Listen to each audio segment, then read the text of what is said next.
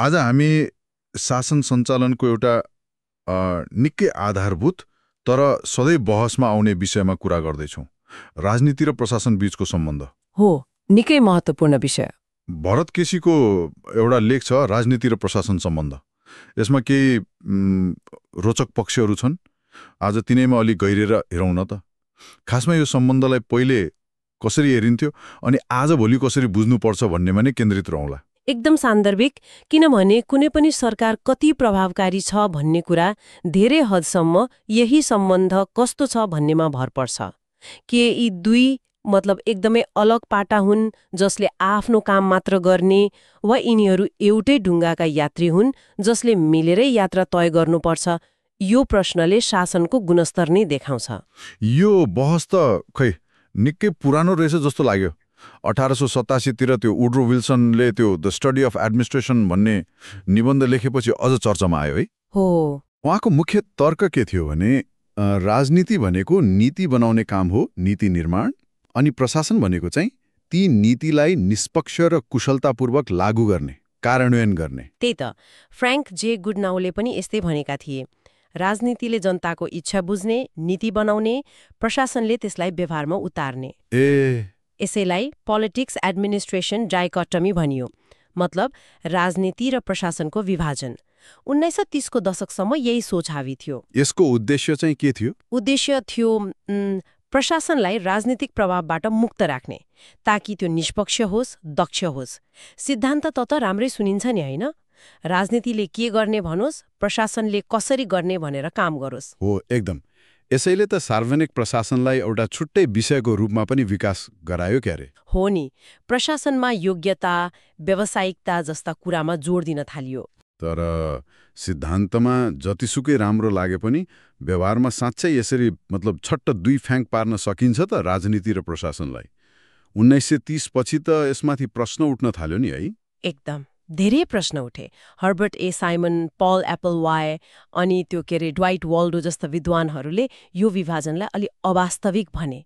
उनीहरूको तर्क के थियो भने प्रशासनले खालि नीति लागू मात्रै गर्दैन, नीति बनाउने प्रक्रियामा पनि यसको भूमिका हुन्छ, महत्त्वपूर्ण भूमिका। कसरी? व्यवहारमा कसरी देखिन्छ त्यो? व्यवहारमा हेर्नुस् न, प्रशासकहरू नीति बन्ने हरेक चरणमा हुन्छन्। उनीहरूसँग विषयगत ज्ञान हुन्छ, विज्ञता हुन्छ, सूचना, तथ्याङ्क उनीहरूसँग हुन्छ, कानून लागू गर्दाको अनुभव हुन्छ। हो, त्यो त हो। त्यही अनुभवको आधारमा उनीहरूले नीति निर्मातालाई सल्लाह दिन्छन्, विकल्प देखाउँछन्, कहिलेकाहीँ त नीतिलाई अलिअलि मोड्न पनि सक्छन्। भनेपछि त्यो विल्सनले कोरेको जस्तो स्पष्ट सीमारेखा त रहेनछ व्यवहारमा। रहेन। त्यही भएर त कतिले डाइकोटोमी मर्यो भने त्यो विभाजनको सिद्धान्त व्यवहारिक देखिएन। त्यसो भए यदि त्यो विभाजनकारी सोच काम लागेन भने अहिलेको बुझाइ के हो त? राजनीति र प्रशासनको सम्बन्धलाई आज कसरी हेरिन्छ? हो, यही प्रश्नको जवाब खोज्दा नयाँ धारणाहरू आए। यसमा जेम्स एच सावराको कम्प्लिमेन्ट्यारिटी सिद्धान्त, मतलब परिपूरकताको सिद्धान्त निकै महत्त्वपूर्ण छ। परिपूरकता, कम्प्लिमेन्ट्यारिटी। यसले के भन्छ भने राजनीति र प्रशासन दुई छुट्टा छुट्टै वा विरोधी शक्ति होइनन्, बरु यिनीहरू एक अर्काका परिपूरक हुन्। परिपूरक अर्थात् एकले अर्कोलाई पूर्ण बनाउने। हो, ठ्याक्कै। सफल शासनका लागि दुवैको भूमिका महत्त्वपूर्ण छ र उनीहरूबीच सहकार्य हुनै पर्छ। यसको मतलब उनीहरू प्रतिस्पर्धी होइनन्, साझेदार हुन्। बिल्कुल। प्रभावकारी शासनका लागि राजनीति र प्रशासन बीच आपसी विश्वास चाहिन्छ, सम्मान चाहिन्छ अनि सहयोग र साझेदारी पनि। प्रशासनले नीति बनाउन आफ्नो विज्ञताले सघाउने भयो, अनि राजनीतिले प्रशासनलाई काम गर्न चाहिने निर्देशन दिने, स्रोत साधन जुटाउने, राजनीतिक समर्थन दिने, शासकीय लक्ष्य पूरा गर्न दुवै मिल्नु पर्यो। समन्वय र सहकार्य नै आजको मान्यता हो। बुझियो। भनेपछि हामीले राजनीति र प्रशासनलाई हेर्ने दृष्टिकोणमा ठूलो परिवर्तन आएको देखियो।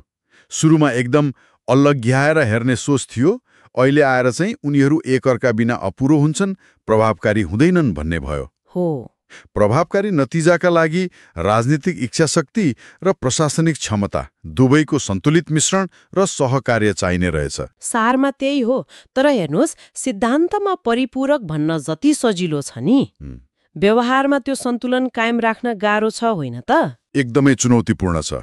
यही सन्दर्भमा अब श्रोताहरूका लागि पनि एउटा प्रश्न छोडेर जाउँ कि हुन्। आजको यो जटिल शासन प्रणालीमा राजनीति र प्रशासन बीचको यो परिपूरक सम्बन्धलाई साँच्चीकै व्यवहारमा स्वस्थ, सन्तुलित र प्रभावकारी बनाउन के कस्ता चुनौतीहरू होलान्, अनि ती चुनौतीहरूलाई सम्बोधन गर्ने उपायहरू चाहिँ के हुन सक्लान्, यसमा विचार गर्नुहोला।